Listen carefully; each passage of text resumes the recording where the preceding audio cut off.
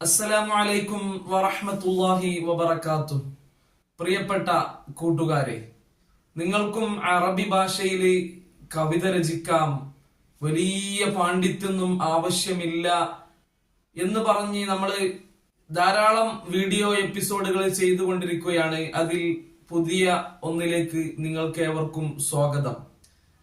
ഇന്നത്തെ നമ്മുടെ ടോപ്പിക് നമ്മൾ പറഞ്ഞിരുന്നു, അറബി ഭാഷയിൽ കവിത രചിക്കാൻ 16 ബഹറുകളാണുള്ളത്. മലയാളത്തിൽ പറഞ്ഞാൽ വൃത്തം എന്ന് പറയും. ഇനി മുതൽ നമ്മൾ അറബിയിലേക്ക് മാറുകയാണ്. കാരണം നമ്മൾ അറബി ഭാഷയിലാണല്ലോ കവിത രചിക്കുന്നത്. അതുകൊണ്ട് തന്നെ ആദ്യത്തിൽ തിരിയാൻ വേണ്ടി ചില മലയാള പ്രയോഗങ്ങൾ ഉപയോഗിച്ചെങ്കിലും ഇനി നമ്മൾ അത് അറബിയിലേക്ക് മാറ്റി നമ്മൾ ഉപയോഗിക്കുകയാണ്. നിങ്ങൾ അത് പരിചയപ്പെടണം. അപ്പൊ ബഹർ എന്നാണ് നമ്മൾ വൃത്തത്തിന് നമ്മൾ പറയുക. അതുപോലെ അച്ചിന് വസ്ന് എന്നാണ് പറയുക. അപ്പോ 16 വൃത്തങ്ങളിൽ ഒന്നാമത്തെ വൃത്തമായ അൽ ബഹ്റു തൊവീൽ എന്ന ബഹറിന്റെ അച്ചുകളെ കുറിച്ചുള്ള വിശദമായ ചർച്ചയാണ് നമ്മൾ ഇന്ന് നടത്താൻ പോകുന്നത്. കൂടുതൽ കൺഫ്യൂഷൻ ആക്കുന്ന രൂപത്തിലൊന്നും പറയാനില്ല, കുറഞ്ഞ കാര്യങ്ങളെ പറയാനുള്ളൂ. ആ ബഹറിനെ കുറിച്ചുള്ള വിശദീകരണം. മുമ്പ് നമ്മൾ 16 ബഹറുകളുടെയും അച്ച് എന്താണെന്ന് ഷോർട്ടായിട്ട് അച്ചുകളെ മാത്രം നമ്മൾ പറഞ്ഞിട്ടുണ്ട്. പക്ഷെ ആ വിശദീകരണം കൂടെ കേൾക്കുമ്പോഴേ ആ അച്ച് നമ്മൾ ഉപയോഗിച്ചുകൊണ്ട് നമുക്ക് കവിത രചിക്കാൻ പറ്റുകയുള്ളൂ. അപ്പോ ഒന്നാമത്തെ ബഹ്റു തൊവീലിന്റെ അച്ച് എന്താണ്? ഫുഊലുൻ മഫാഈലുൻ ഫുഊലുൻ മഫാഈലുൻ ഫുഊലുൻ മഫാഈലുൻ ഫുഊലുൻ മഫാഈലുൻ എന്നതാണ് താമായ രൂപം, പൂർണ്ണമായ രൂപം. പക്ഷെ അത് നമ്മൾ ഉപയോഗിച്ചു വരുമ്പോ എങ്ങനെയാണ് അത് ഉപയോഗിക്കേണ്ടതെന്ന് കൃത്യമായ വിവരണമാണ് ഇന്ന് നമ്മൾ ഇവിടെ നൽകാൻ പോകുന്നത്. പുതുതായി നമ്മൾ ചാനൽ കാണുന്ന ആളുകളോട് നമുക്ക് പറയാനുള്ളത്, നമ്മൾ അറബി കവിത ഉണ്ടാക്കുന്ന സാധാരണക്കാർക്ക് പോലും ഉണ്ടാക്കാൻ പറ്റുന്ന രൂപത്തിലുള്ള വിശദീകരണങ്ങൾ നമ്മൾ പല വീഡിയോകളിൽ ചെയ്തു. കാണാത്തവർ പോയി കാണുക. നമ്മളെ ചാനൽ ഇഷ്ടപ്പെടുന്നവര്, കവിത ഒന്നും ഉണ്ടാക്കാനൊന്നും പോതിയില്ല, എന്നാലും ഇഷ്ടപ്പെട്ടവരാണെങ്കിൽ സബ്സ്ക്രൈബ് ചെയ്യുക, കമന്റുകളിലൂടെ കാര്യങ്ങൾ ചോദിക്കുക, ലൈക്ക് അടിക്കുക. നിങ്ങളുടെ ലൈക്കും നമുക്ക് വലിയ മുതൽക്കൂട്ടാണെന്ന് ഓർമ്മപ്പെടുത്തുകയാണ്. അപ്പോ ഒന്നാമത്തെ ബഹറിന്റെ അച്ച് നമ്മളിപ്പോ പറഞ്ഞു. അതിന്റെ വിശദീകരണത്തിലേക്ക് നമ്മൾ കടക്കുന്നതിന് മുമ്പ് നമ്മൾ പറഞ്ഞ ഒരു കാര്യം നമ്മൾ വീണ്ടും ഓർത്തെടുക്കേണ്ടതുണ്ട്. എന്താണ് അറൂദ്, എന്താണ് ദർബ്? നമ്മൾ പറഞ്ഞു 2 അരവരികൾ ഉണ്ടാകും അറബി കവിതകൾക്ക്. അതിൽ ഒന്നാമത്തെ അരവരിയുടെ അവസാനത്തെ കലിമത്തിന് അറൂദ് എന്ന് പറയും. ഉദാഹരണത്തിന് ഫുഊലുൻ മഫാഈലുൻ ഫുഊലുൻ മഫാഈലുൻ. ഇപ്പൊ പറഞ്ഞ മഫാഈലുൻ എന്ന അരവരിയുടെ അവസാനത്തെ ആ വരി ഉണ്ടല്ലോ, അതാണ് അറൂദ്. ഇനി അടുത്ത അരവരി ഫുഊലുൻ മഫാഈലുൻ ഫുഊലുൻ മഫാഈലുൻ. ഇപ്പൊ പറഞ്ഞ മഫാഈലുൻ രണ്ടാം അരവരിയുടെ അവസാനത്തെ മഫാഈലുൻ. ഈ മഫാഈലുൻ എന്ന കലിമത്തിനാണ് ദർബ് എന്ന് പറയാ. ഓരോ ബഹറിലും വ്യത്യസ്ത അച്ചുകളാണ്, വ്യത്യസ്ത വസ്നുകളാണ്. അച്ച് എന്നുള്ള ഇനി നമ്മൾ പറയില്ല, വസ്നുകളാണ്. അപ്പൊ ഓരോന്നും അവിടെ എന്താണുള്ളത്, അതായി അതിന്റെ അരവരിയുടെ അവസാനത്തുള്ളത് അതിന്റെ അറൂദായിരിക്കും. രണ്ടാം അരവരിയുടെ അവസാനം വരുന്നത് അതിന്റെ ദർബായിരിക്കും. ഇവിടെ വരുന്നത് മഫാഈലുൻ എന്ന പദമാണ്. അപ്പോ ഈ ബഹറില് നമുക്ക് പഠിക്കാനുള്ളത്, ഏതൊരു ബഹറും നമ്മൾ ചർച്ച ചെയ്യുമ്പോൾ പറയുന്നത് അതിന് ഇത്ര അറൂദയുണ്ട്, ഓരോ അറൂദക്കും ഇത്ര ദർബുകളുണ്ട് എന്നുള്ളതാണ് കാര്യമായി ഓരോ ബഹറിലും നമുക്ക് പറയാനുള്ളത്. ഇത്ര അറൂദകളുണ്ട്, ഇത്ര എണ്ണം അറൂദകളുണ്ട്. ഒന്നാം അറൂദക്ക് ഇത്ര ദർബുകളാണുള്ളത്, രണ്ടാം അറൂദക്ക് ഇത്ര ദർബുകളാണുള്ളത്, മൂന്നാം അറൂദക്ക് ഇത്ര ദർബുകളാണുള്ളത്. ആ കാര്യമാണ് നമ്മൾ പറയുക. അപ്പൊ ഒന്നാമത്തെ ബഹറിനെ കുറിച്ച് നമ്മൾ പറയുമ്പോൾ നമുക്ക് പറയാനുള്ളത് ആകെ ഒറ്റ അറൂദ് മാത്രമാണ് ഒന്നാം ബഹറിൽ നമുക്കുള്ളത്. അഥവാ ആ ഒന്നാം അരവരിയുടെ അവസാനം വരുന്ന കലിമത്ത് ആകെ ഒന്ന് മാത്രമാണ്. അതേതാണ്? മഫാഈലുൻ എന്ന് നമ്മൾ നേരത്തെ പറഞ്ഞത് അത് താമായ വസ്നാണ്, താമായ അച്ച് ആണ്. പക്ഷേ ഇവിടെ അറൂദായി പരിചയപ്പെടുത്തുന്നത് മഫാഈലുൻ എന്നാണ്. ആ മഫാഈ എന്ന് നീട്ടാനില്ലാതെ മഫാഈലുൻ എന്നാണ് അറൂദ്.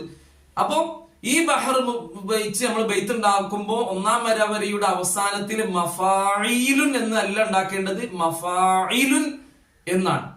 ഇനി ഈ ഒരു മഫായിലുൻ അറൂളയാക്കി അതിന്റെ രണ്ടാം വരവരിയുടെ അവസാനത്തെ വർബുകൾ ഏതൊക്കെ രൂപത്തിലാകാം? അത് 3 കോലത്തിലാണ് വരാൻ പറ്റുക. ഒന്ന്, താമായ രൂപം, നമ്മൾ നേരത്തെ പറഞ്ഞ മഫായിലുൻ, അതാണ് താമായ രൂപം. രണ്ടാമത്തെ വർബ് എന്താണ്? ഇപ്പൊ പറഞ്ഞതുപോലെ മഫായിലുൻ, ആ ഈന്ന് നീട്ടാത്ത രൂപം. മൂന്നാമത്തെ രൂപം ഫുഊലുൻ എന്ന രൂപം.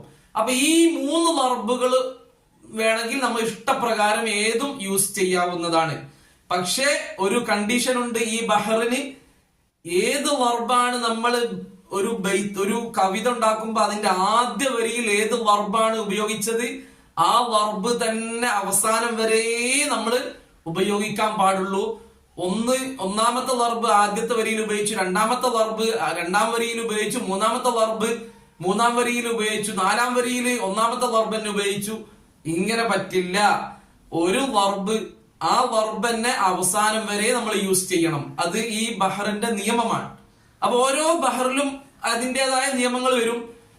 അപ്പൊ അത് അവിടുന്ന് പഠിപ്പിക്കും. ഇവിടുത്തെ നിയമം ഏത് വർബ് വെച്ചാണോ നമ്മൾ യൂസ് ചെയ്യുന്നത്, ആ വർബ് തന്നെ കവിതയുടെ, ആ ഖസീദയുടെ അവസാനം വരെ നമ്മൾ യൂസ് ചെയ്യണം. കവിതക്ക് നമ്മൾ അറബിയിൽ ഖസീദ എന്നോ ഒക്കെയാണ് പറയുക. അപ്പോ നമ്മൾ ഇനി ഓരോ അറൂദയും, ആകെ ഒരു അറൂദയാണ് ഇതിലുള്ളത്, അറൂദ്. ഈ അറൂദ് വെച്ചുകൊണ്ട് നമ്മൾ 3 വർബും വെച്ച് നമ്മൾ ഓരോ വരി ബെയ്ത്തുകൾ നമ്മൾ പഠിപ്പിക്കുകയാണ്. അത് നിങ്ങൾ ശ്രദ്ധിച്ച് മനസ്സിലാക്കണം എങ്ങനെയാണ് കവിത ഉണ്ടാക്കുന്നതെന്ന്. ഇത് വേറെ ആളുകൾ ഉണ്ടാക്കിയ സബുൽ മുഅല്ലഖയിലൊക്കെ ഉള്ള കവിതയാണ്.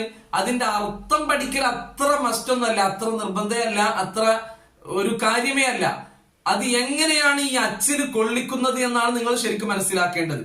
അപ്പോ നമ്മൾ ഒന്നാമതായി നമ്മൾ പറഞ്ഞ ലറബും ഒരു അറൂദയാണല്ലോ ഉള്ളത്. അപ്പൊ ഒന്നാമത്തെ ആ അറൂദയും ഒന്നാം ദർബായ താമായ ദർബും. അപ്പം എങ്ങനെ വരും? ഫുഊലുൻ മഫാഈലുൻ, ഫുഊലുൻ മഫാഈലുൻ.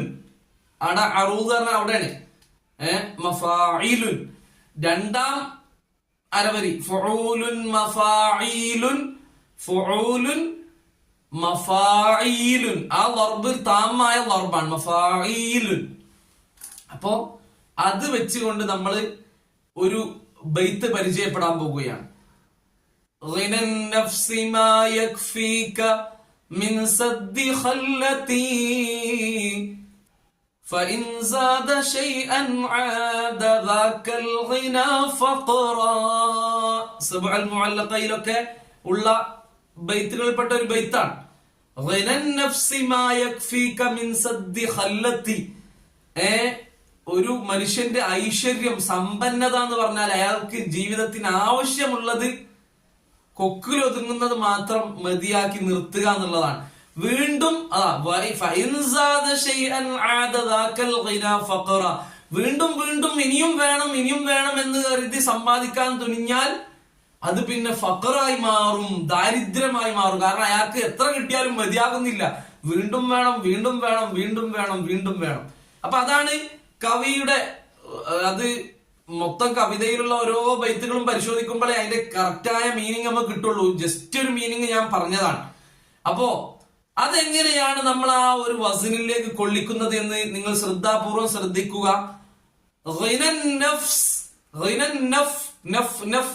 ആ ഫാഇന്റെ അവിടെ നിർത്തി. അത് ഏതാണ്?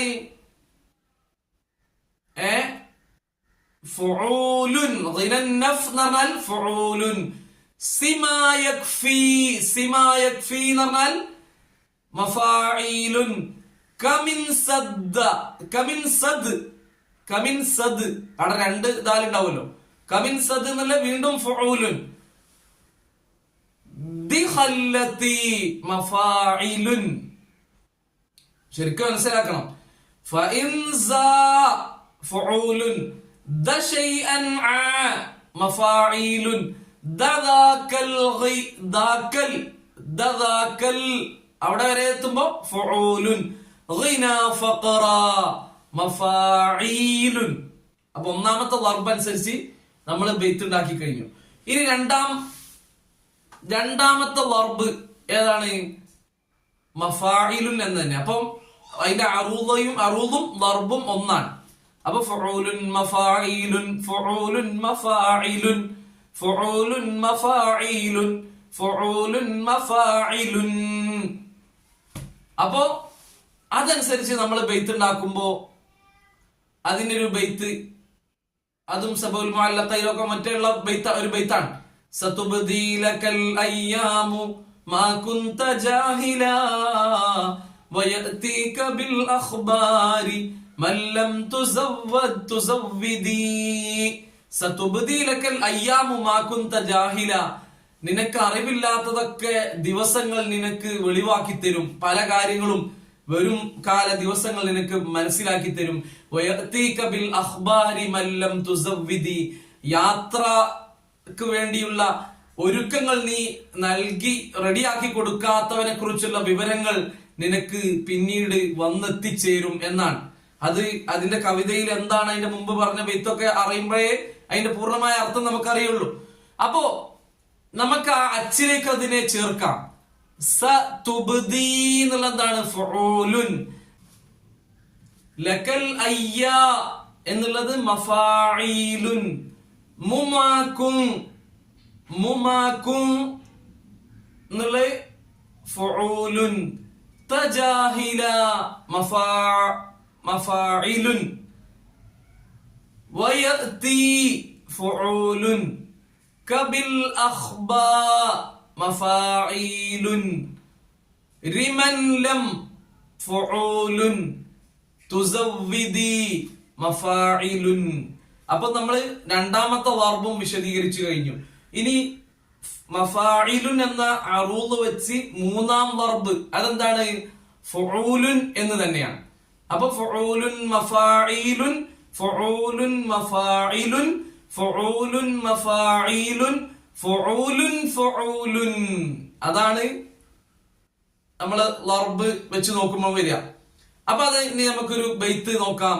വലാ ഖൈറ ഫീ മൻ ലാ യുവത്തീനു നഫ്സഹു അലാ നാഇബാതി ദഹ്രി ഹീന തനൂബു. വലാ ഖൈ ഫഉലുൻ റഫീ മൻ ലാ ഫീ മൻ ലാ മഫാഇലുൻ യുവത്ത് ഒരു രണ്ട് തോ അടക്കം യുവത്തി ഫഉലുൻ നഫ്സഹു മഫാഇലുൻ അലാ നാ എന്നുള്ള ഫഉലുൻ ഇബാതി ദഹ് മഫാഇലുൻ റിഹീന ഫഉലുൻ തനൂബു ഫഉലുൻ. അപ്പൊ അതാണ് നമ്മൾ ഒന്നാമത്തെ ബഹറിന്റെ ടോട്ടൽ വിശദീകരണം കഴിഞ്ഞു. നമ്മൾ പറഞ്ഞു താമായ വസ്നി അഥവാ മഫാഇലുൻ രണ്ട് അറൂദിലും വർബിലും മഫാഇലുൻ എന്ന് വരുന്ന രൂപം ഇല്ല. പക്ഷെ അവിടെ വരുന്ന ഒരു രൂപമുണ്ട്. എവിടെയാണത്? നമ്മൾ മനസ്സിലാക്കേണ്ട ഒരു കാര്യം, താമായ വസ്ന് വരുന്ന ഒരു രൂപം ഉണ്ട്. ഖസീദയുടെ ഒന്നാമത്തെ വരിയിൽ നമ്മൾ കാഫിയ ഒപ്പിക്കും. നമ്മൾ മുമ്പ് പറഞ്ഞിട്ടുണ്ട് എന്താണ് കാഫിയ എന്ന്. വരിയുടെ അവസാനത്തെ അക്ഷരം ഒന്നാക്കി എല്ലാ വരിയിലും ഒരേ അക്ഷരം കൊണ്ട് അവസാനിപ്പിക്കുന്നതിനാണ് കാഫിയ എന്ന് പറയാ. അപ്പം ആ കാഫിയ അഥവാ ബെയ്ത്തിന്റെ അവസാനത്തെ അക്ഷരത്തോട് ഒപ്പിക്കുമ്പോ അതേ വസ്നും അച്ചും അതേപോലെ ഒപ്പിച്ച് അറൂദിനും കൊടുക്കുന്നതിനാണ് എന്താ പറയാ, അങ്ങനെ കൊടുക്കും, തസ്രീഹ് എന്ന് പറയും. തസ്രീഹ്. ആ തസ്രീഹിന് വേണ്ടി നമുക്ക് ഇങ്ങനെ താമായ വസ്നി ഒന്നാമത്തെ ഖസീദയുടെ ഒന്നാമത്തെ വരിയിൽ മാത്രം നമുക്ക് കൊണ്ടുവരാൻ കഴിയും. അപ്പൊ ഫഉലുൻ മഫാഇലുൻ ഫഉലുൻ മഫാഇലുൻ ഫഉലുൻ മഫാഇലുൻ ഫഉലുൻ മഫാഇലുൻ. അതിന് ഉദാഹരണമായി നമുക്കൊരു ബൈത്ത് കാണാം. അറാക അശയ്യിദ്ദംഇ ശിമക്തുകൽ സബ്റു അമാലിൽ ഹവാ നഹ്യുൻ അലൈക വലാ അംറു. അപ്പൊ റൂ ആ കവിതയുടെ അവസാനം മൊത്തം റൂ എന്നുള്ള അക്ഷരായിരിക്കും വരിക. അപ്പൊ അമ്രു അവിടെ വസ്നും കൂടെ ഒപ്പിക്കാൻ വേണ്ടി എന്ത് ചെയ്ത് അപ്പുറത്ത് സ്വബുറു കണ്ടോ, സ്വബുറു, ഇവിടെ അമ്രു. അപ്പൊ ആ ഒരു വസ്നിനെയും അക്ഷരം ഒപ്പിക്കുന്നതിന്റെ പുറമെ വസ്നിനെയും കൂടെ ഒപ്പിക്കാൻ വേണ്ടി ചെയ്യുന്ന ആ ഒരു പരിപാടി ചെയ്യുമ്പോൾ നമുക്ക് വേണമെങ്കിൽ എന്ത് ചെയ്യാൻ പറ്റും? ഈ ലർബ് ഏതാണോ ലർബിന്റെ അതേ വസ്നിനെ ഇങ്ങോട്ടും കൊടുക്കാൻ പറ്റും. ആ ഓപ്ഷൻ ബഹറിൽ ഇല്ലെങ്കിൽ തന്നെയും നമുക്ക് ഈ ഒരു കാര്യത്തിന് വേണ്ടി കവിതയുടെ ആദ്യ വരിയിൽ നമുക്ക് കൊടുക്കാൻ ഓപ്ഷൻ ഉണ്ട്. അപ്പൊ ഇതോടുകൂടി നമ്മൾ അവസാനിപ്പിക്കുകയാണ്.